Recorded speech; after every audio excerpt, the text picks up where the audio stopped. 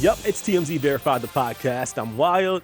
And I'm Chantal. Okay, no Steph and no Jacob this week, but we got our social media queen in the building. Hello. Chantal, what's going on, girl? I am so excited to be here. Okay, because we got some juicy stories. A lot has been going on. First of all, happy Independence Day. Happy 4th of July. If you're celebrating that, if you're getting lit, whatever you was doing over the last couple of days, I hope you were safe, most importantly, but I hope you got lit. Safe but lit. Yes. All right, should we get into some stories, Chantal? Let's do it. All right, so guys, the Disney Plus series Baymax premiered last week, and almost immediately, conservatives, they were outraged. So the outrage came because the show includes a scene that shows a transgender animated character.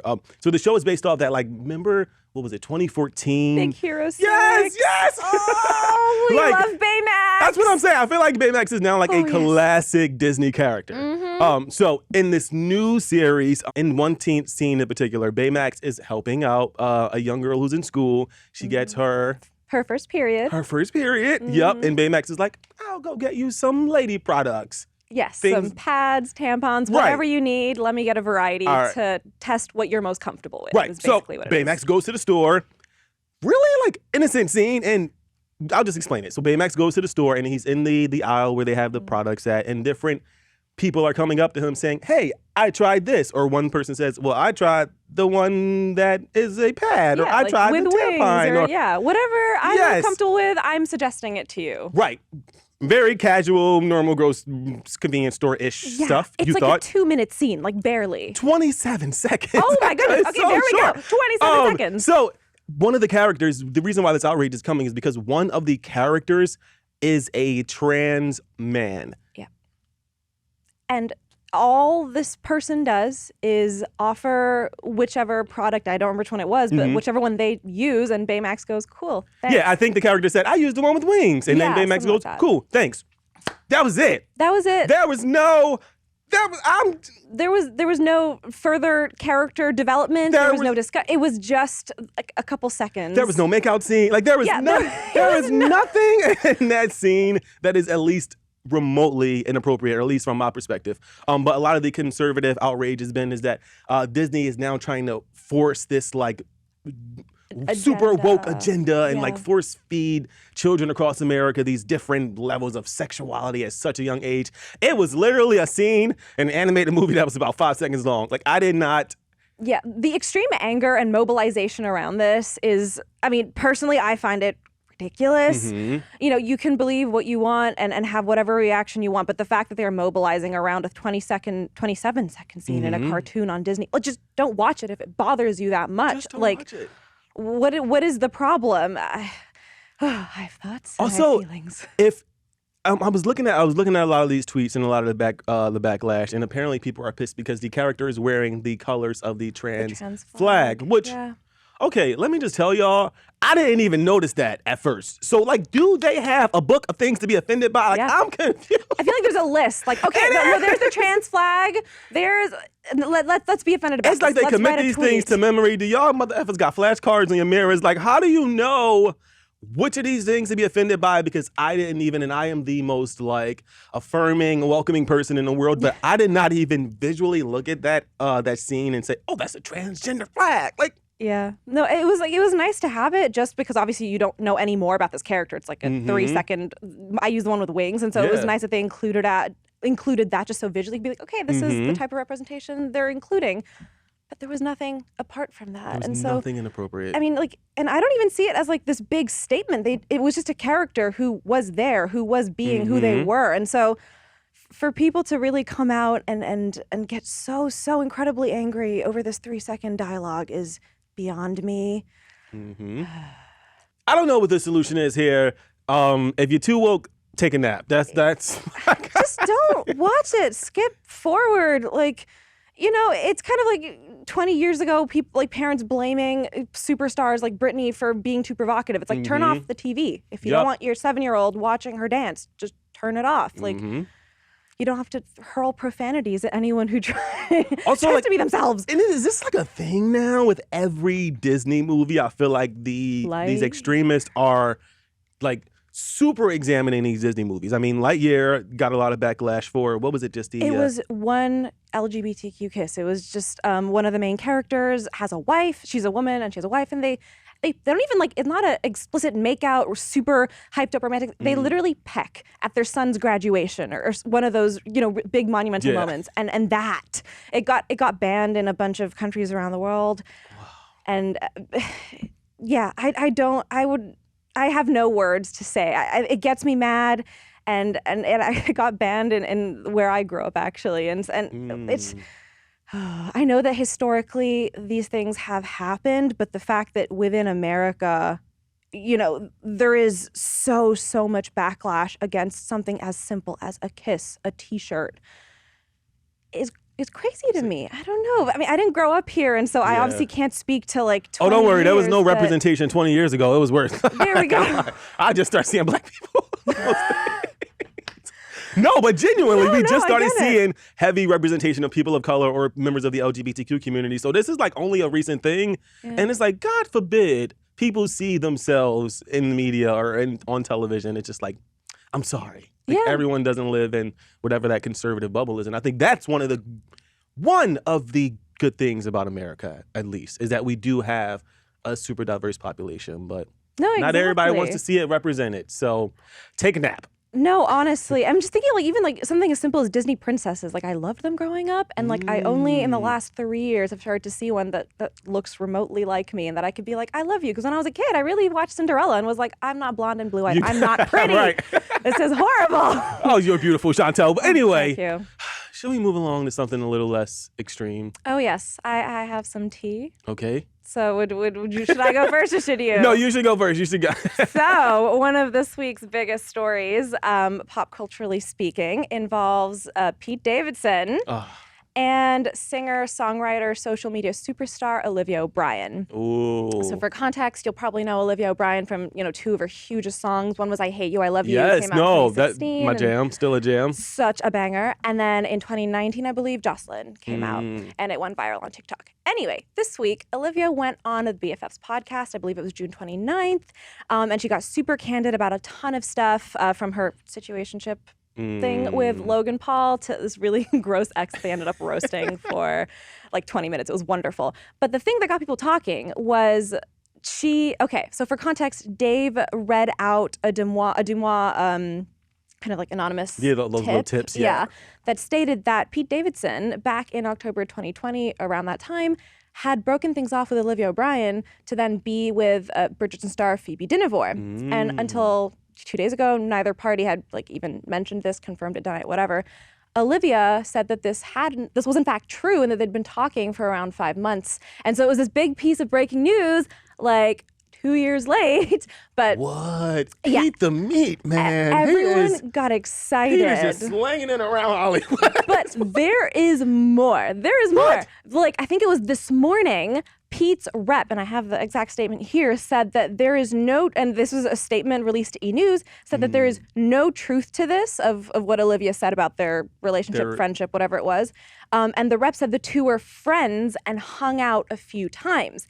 And to that, Olivia then on her Instagram said that during the interview, she never claimed to date anyone, and also said to stop trying to start weird drama over me texting someone 2 years ago. So I have a question. Okay. Because she never explicitly said we were romantically involved, or she never said that he was her boyfriend. Right. She just said that they talked for a few months, and he was apparently talking, according to her, talking to multiple girls at the same time, which like shocked me. Not because obviously you could talk to whoever you want, but I think in my mind Pete is just constantly in these relatively long-term serious relationship. So to me, he was like serial monogamous. I was about to say, and then it's like this weird situation that may have been brief, but we don't really know if it's true. And so, but she never said that they dated. Like she was never explicit about that. She just said they were talking. So like, I don't understand, and I might just be behind the times in terms of like defining relationships, but I don't think she said anything wrong if they were talking. Like, was this reaction from Pete's management justified? I mean, unless you was talking about rainbows and sunshines, you were like romantically talking. Like, what is the talking? We're grown ass people. You know what I'm saying? Like, we work together. So if we're talking, it's professional. Like, we're talking about work. if we didn't work together and I just met you on the street or we were friends for whatever, what else would we be? Pete don't need no friends. You know, like Olivia don't need friends. So it's like, what else was? I think Pete's team understood, or at least perceived what Olivia said as an inference to the fact that they might have been at least like romantically talking, and that's why they tried to shut it down. But I mean, they also met up a few times, she mentioned. yeah, like also, what is hanging up? Like, what is grown ass people? We don't hang out. Like, if we hanging out, we. Like, they don't live in the same city, so I think they had to like travel to see each other. So I think it, you know, whether it was a friendship or romantic, like they were involved in some way over a few months. But I also don't think that the way she said it was, oh yeah, I dated Pete Davidson and we were like together for, you know, that wasn't it at all. Yeah. But I think another thing is that like Pete at that time had just come out of, I believe, a long-term relationship with Kaya Gerber. Before that, it was Margaret Qualley, and then right after he was with Phoebe Dinevor. And so it was kind of like obviously not to shame him, like that's wonderful. He's dating so many wonderful human beings.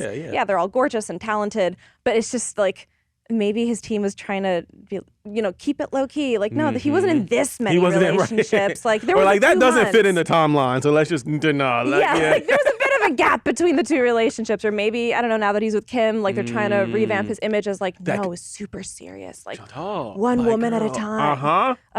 Yeah. I don't know what it But also, Pete, you could be, like Chantal said, like, dude, could be like freely slinging and dipping and doing it all he wants. But I don't know. I don't think Olivia said anything wrong, but I also think that she definitely, like, it wasn't like I hooked up with Pete, but she didn't say, like, we were just friends. You know what I'm saying? Yeah. So it kind of left a lot of that room, or left a lot of it open for perception. And I think that that's what Pete Davidson's team was trying to I guess. Because she also did specify, like, it was 5 months in October 2020, whereas I feel like if you're, like, friends, like, you don't have a time. Yeah, you don't have a time for it. Right, like we're friends. What is this? Like, we were only friends for 5 months, and we hung out 4 times. Yeah, I counted the day. But like, yeah, I get there was room for interpretation. That's what everyone's like clinging to, and all these articles updated. You know, there's all these articles being like, oh, everyone that Pete Davidson has dated, and like Olivia O'Brien is now in that timeline, and so I guess that's what his team was trying to, as you mentioned, kind of clear the air on. I don't think she said anything wrong, to be fair, but everyone has their own perception of what went down, and that's every side is valid. All right, should we talk about Machine Gun Kelly? Let's do it. Okay, first of all, I saw these videos and I was like, I don't know. I didn't really understand what was happening at first, so if you haven't seen Machine Gun Kelly, he had a premiere in New York City last week, and during the event, which I don't think that people knew that this was like a premiere event. The clips just were online of Machine Gun Kelly's head just leaking blood. So he had a premiere party, but at some point during the premiere, he smashed a champagne glass onto his own head. So what had happened, the way he explained it, was that he was trying to make a toast of some sort. And the way he explained it is like, usually you have a fork to like clink your glass. Yeah, he didn't have one. So he just went bang on his head. But like what? And it smashed. And so that's why it got really bloody. But at no point did he be like, yo, my head. Or like even just like, can someone hand me a fork or like a microphone or something to make a toast? I feel like we are in too much of a weird state as a nation in regards to like health and safety for people to just be letting their head leak everywhere. I don't know. This is weird. I think with him, it's part of his whole brand, though, is of being very reckless, very like, oh, I'll do what I want and like I'll deal with the consequences, but like I don't really care if I get hurt, like I'll do it. And so I think maybe it was intentional, maybe it was, as he said, a full accident, but like it is on brand. He does not care. Yeah, it's very concerning, man. I hope Machine Gun. We hope Machine Gun Kelly does better. We're sending good vibes your way. Yeah, I'm like something about this recovery. just seems sketchy. Like I mean, he seems fine, but it's like not. I've never smashed something into my own head. And oh then, my like, goodness. First of all, if I get a paper cut, I'm going to the hospital. No, I actually did that last week. Like a puppy accidentally scratched me as it was trying to play and it left a pretty big mark. And so I went to urgent care. I was like, I need to get an antibiotic cream for this. So no, the fact that Machine Gun Kelly just carried on partying is very admirable to me. All right. Well, In other news, a little update on a story that TMZ actually broke. First of all, Travis Barker was rushed to hospital. We later found out it was because he has pancreatitis. And Kourtney Kardashian was by his side the whole time, as was the rest of his family. And a surprising addition to the narrative is his ex-wife and the mother of his children, Shanna Moakler, actually sent him well wishes, and within that statement mentioned his beautiful wife, Kourtney. Which is like, considering how tumultuous Travis and Shayna's like separation was, and then like the after effects, and then like all the drama last year. Oh yeah, I'm like Shayna. When they first started dating, Shayna was like, "All right, if he wants to get on board with that drama," and now she's like his beautiful wife. I'm like, we love that. Yeah, growth, full circle. Right. It does seem like she's kind of like turned over a new leaf. She said, "Thank you to everyone who has reached out with concern to my ex and father of my children." She's of course Landon and Alabama. They're the two children that they share. She goes on to say, "I know he is in great hands and surrounded by loving support and the best medical teams available." And his beautiful wife, Kourtney.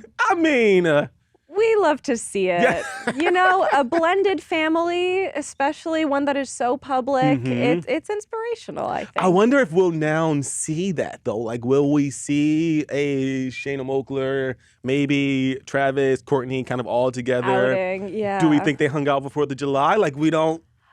I don't know. Probably a little too soon. But I mean, maybe too soon because hospitalization. Right, but like for other family events, you know, because I mean, Kourtney had kind of like blended familyed it with Scott when he was dating Sophia Richie, and that was like very public how they actually spent time together. And Kourtney was so like, Kourtney seems like she could be fine doing it, but given all the drama with Shanna and Travis, is that even a possibility? Would that soon like degenerate into fights and screaming? Maybe we'll see it on the newest season of the Kardashians. I know, right? I mean, like that would be a cool plot line. I don't know. I'm just thoroughly impressed with like Shanna. I will say, I mean, Shayna's growth, but also just like the growth of this whole situation, because this was messy as fuck in the beginning. Oh yes, it was messy, but we love to see, you know, personal growth and just a family being able to come together, especially for the kids. And it makes sense though, especially because Alabama and Landon have seemingly has such a close relationship with the Kardashians now. So it's like, how you gonna be hanging out with somebody's child and you're not cool with their mom? So it makes sense. No, exactly. Also, I'm sure they can find a way to capitalize off of this. So let's go. Shayna for season 2 of the Kardashians. All right, Chantal. That was it. That was wonderful. That was a lot of fun. Thanks for hanging out. Of course. Thank you for having me. This was a lot of fun. All right, people. We'll be back next week. Be sure to check us out on Apple, Spotify, Google. Wherever you get your podcasts. Wherever you get your podcasts. We're also available on the TMZ Podcast Network on YouTube. My name is Wild. And I'm Chantal. Bye. Bye.